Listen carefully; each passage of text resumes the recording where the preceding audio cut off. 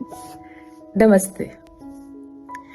हमने पिछले प्रकरण में देखा कि लावण्य बॉस्टन में है और उसने अपने दिल दिमाग की सारी खिड़कियां खोल दी हैं ताकि वह जीवन के अर्थ समझ सके।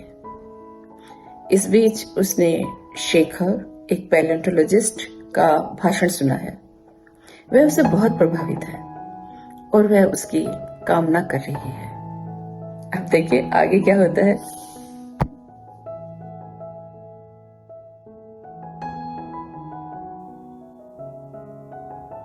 अनुभव। अक्टूबर की रात थी और लावण्या का शरीर कामना से तप रहा था। उसे इस कामना को पराजित करना था। वो बाहर निकल आई।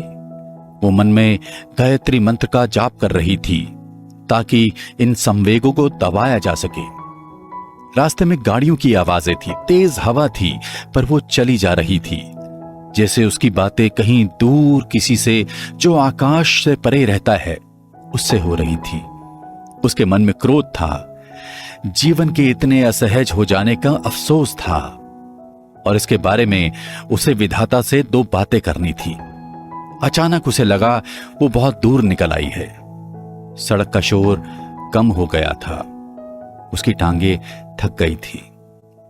उसकी नजर एक पास में पड़े बेंच पर पड़ी। वो वहां बैठ गई और जोर से कहा, मैं जीना चाहती हूँ। सुन रहे हो ना? अपने सिर दर्द वापस लो। उसका मन शांत हो गया। वो सोच रही थी कि वो एक ऐसे देश से आती है जहां कामसूत्र लिखा गया। हमारे पास न केवल एक काम का देवता है अपितु उसकी पत्नी भी है, रति, जो इच्छाओं को क्रियाओं में ढालती है। राधा कृष्ण के इर्द गिर्द कवियों ने अपना प्यार और कामनाओं के विषय में क्या कुछ नहीं लिखा है। श्रृंगार रस रसों का राजा है। गायकों ने इस काव्य को सदियों से गाया है और नर्तकों ने शताब्दियों से दर्शकों को लुभाया है इस काव्य के भावों अनुभवों से। कृष्ण राम से महान है क्योंकि वो संगीत और श्रृंगार को समाये हैं। हमारे यहां मंदिर हैं जहां यौन आसनों को पवित्र समझा जाता है। हमारे देवता अकेले नहीं होते, उनके साथ उनकी पत्नियां होती हैं। बावजूद इसके हमारे देश में ब्रह्मचर्य को कामनाओं से ऊपर रखते हैं। प्रत्येक व्यक्ति को इसके लिए प्रयत्न करना चाहिए ताकि मोक्ष मिल सके। इन दो विरोधी विचारों को हम कैसे समझें? श्रृंगार रसों का राजा है तो शांत रस ब्रह्मानंद सहोदर है। समय के साथ लावण्य ने समझा हमें दोनों चाहिए, परंतु हमारे समाज ने इनमें संतुलन बिठाने की समझ खो दी है। थकी हारी वो अपने कमरे में पहुंची और सो गई। सुबह भी वैसी ही थी। उसका मस्तिष्क बहुत गति से भाग रहा था। वो शारीरिक निकटता की कल्पना कर रही थी। उसका मस्तिष्क कहानियां बुन रहा था, कहानियां बदल रही थी। कोई चेहरा नहीं था, कोई नाम नहीं था। सब कुछ अमूर्त निराकार था, सृष्टि को चलाने वाली ऊर्जा की तरह। और उसे नहीं पता कैसे उसके हाथों ने उसके शरीर को टटोलना आरंभ कर दिया और वो शांति पा गई। उस दिन वो एक लंबी नींद सोई। अगले दिन वो एक अपराध बोध से भर गई, परंतु उसका तनाव भी कम हो गया था। उसके हाथ में एक नया हथियार आ गया था। वो अपने को स्वयं शांत कर सकती थी और सामान्य जीवन जी सकती थी। उन्हीं दिनों उसे वो वक्ता एक रेस्टोरेंट में दिखा। वो अपने मित्रों के साथ था। वो आंख की कनखियों से उसे रह रहकर देखती रही। मन ही मन प्रार्थना करती रही कि वो उसकी ओर देखे, परंतु उसकी प्रार्थना अनसुनी रही। वो उसका चेहरा याद करती रही ताकि बाद में अपनी कल्पनाओं में ला सके। उसे अपनी इस शरारत पर स्वयं ही मन हंसी आ गई। कितनी बहादुर हो गई थी वो, परंतु साथ ही उसे लग रहा था वो जो कर रही है वो गलत है। इस तरह के भ्रम अब उसके अंतर्मन का हिस्सा थे, पर अब उसे सिर दर्द नहीं रहता था, पर कभी कभी अचानक बुखार हो जाता था। लावण्य का कोर्स समाप्त हो चुका था। शोध के लिए उसे छात्रवृत्ति मिल गई थी। इन 2 वर्षों में उसने अमेरिका को काफी जाना था। वो अपनी सहेलियों के साथ बॉस्टन के आसपास घूमने चली जाती थी। अब वो अपनी भवें संवारती थी, वैक्सिंग करती थी और गर्मियों में स्कर्ट आदि भी पहनती थी। ब्लश ऑन, लिपस्टिक वगैरह का वो प्राय इस्तेमाल करती थी। एक दिन वो अपने मित्रों के साथ कनूइंग के लिए गई। वो वक्ता वहीं फिर से दिखा। अब तक वो इस नई दुनिया से पर्याप्त जुड़ गई थी। आगे बढ़कर उसे उस वक्ता से मिलने जाने में कोई परेशानी नहीं हुई। लावण्य, उसने अपना हाथ आगे बढ़ाते हुए कहा। शेखर, उसने हाथ मिलाते हुए कहा। हाँ मैं जानती हूँ। लावण्या ने एक मुस्कुराहट के साथ कहा। हालांकि उसकी टांगें कांप रही थी, परंतु ऊपर से उसने आत्मविश्वास बनाए रखा। उस 5 मिनट की बातचीत में उसने ये पक्का कर दिया कि वो लावण्या से दोबारा मिलेगा। इस थोड़ी सी बातचीत में उसने बताया कि वो अर्थ एंड एनवायरमेंट विभाग में था। वो पैलियोंटोलॉजी की बातें कर रहा था। लावण्या को इस विषय में कुछ विशेष पता नहीं था, पर सुनना रुचिकर लग रहा था। वो जंगलों की बातें कर रहा था और वो वहां किसी झोंपड़े की कल्पना कर रही थी। उन्होंने थोड़ी सी भारत की बात की और शेखर ने बिरयानी की बात की। लावण्या ने उसे अपने घर पर अगले रविवार बिरयानी खाने के लिए आमंत्रित कर दिया। वो ठीक समय पर आ गया। लावण्या ने कमरे को मोमबत्तियों से सजा दिया था। उसने लखनवी कुर्ता पजामा पहना। पृष्ठभूमि में अपने सेकंड हैंड टेप रिकॉर्डर पर सितार चला दिया। वो उसकी बातों पर मंद मंद मुस्कुराती रही। वो बस उसे अपनी पूरी ताकत से लुभाना चाहती थी। वो भले ही अमेरिका में पला बड़ा हो, पर वो जान गई थी कहीं गहरे वो भारतीय भी था। खाने के बाद उन्होंने फ्रैंक सिनेट्रा बजाया।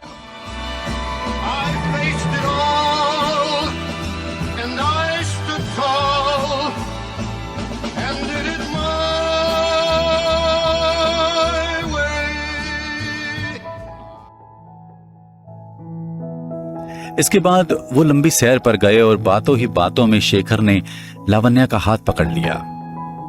इस बार उसकी टांगें नहीं कांप रही थी। वो शांत थी और संतुष्ट थी।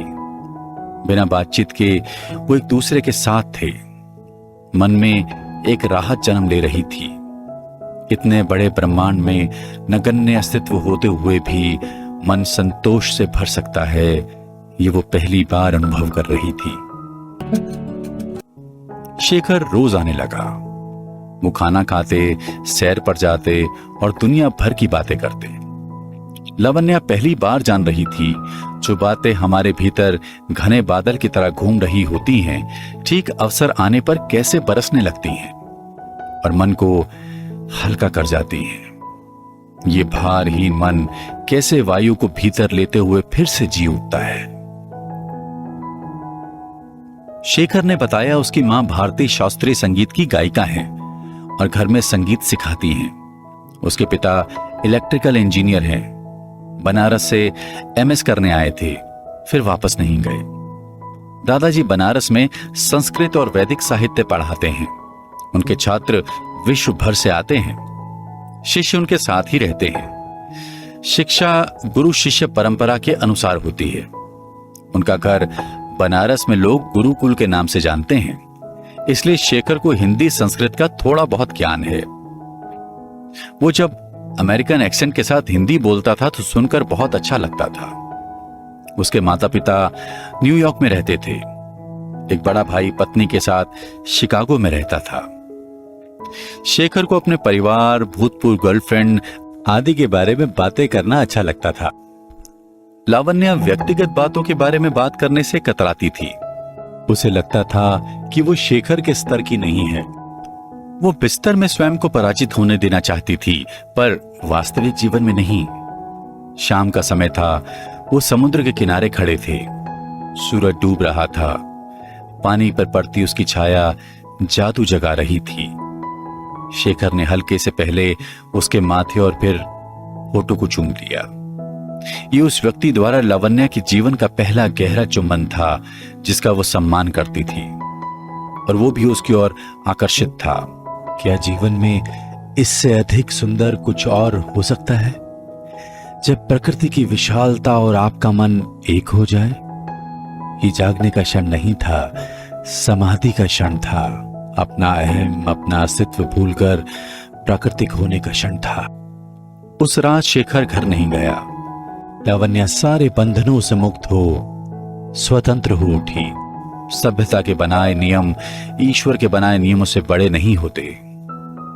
यह हमारे समाज को जानना शेष था, पर वो जान चुकी थी।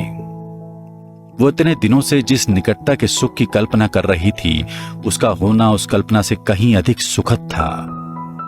उसने पहली बार जाना कि अनुभव से आगे निकल जाने का अर्थ क्या होता है। वो शांत हो गई। उसके भीतर कोई शर्म, कोई द्वंद्व शेष नहीं बचा। उस दिन पहली बार उसने उसे अपने जीवन के विषय में सब कह डाला। जैसे जैसे वो कहती जाती, उसके जीवन की स्वच्छता, मासूमियत, ईमानदारी स्वयं उजागर होते जाते। वो क्यों अपने जीवन को कलुषित समझ बैठी थी? शेखर को ये सब सुनकर कैसा लगा? लावण्या को इसकी फिक्र नहीं थी। उसने लावण्या को वो दे दिया था जो उसका शरीर 19 वर्ष की उम्र से मांग रहा था। अब यह अनुभव उसकी संपत्ति था। इस नींव पर वो अपना जीवन खड़ा कर सकती थी। निकटता की वह विवल कर देने वाली आवश्यकता अब धीरे धीरे समाप्त हो गई थी। उसके मन में एक तृप्ति थी। अब कई बार बस वे इकट्ठे संगीत सुनते, कविता पढ़ते, हाथों में हाथ संभाले लंबी सैर पर जाते, दोस्तों के बीच बैठ आंखों ही आंखों में बातें करते। लावण्या पहली बार अनुभव कर रही थी कि नजदीकियों की भी अपनी एक भाषा होती है।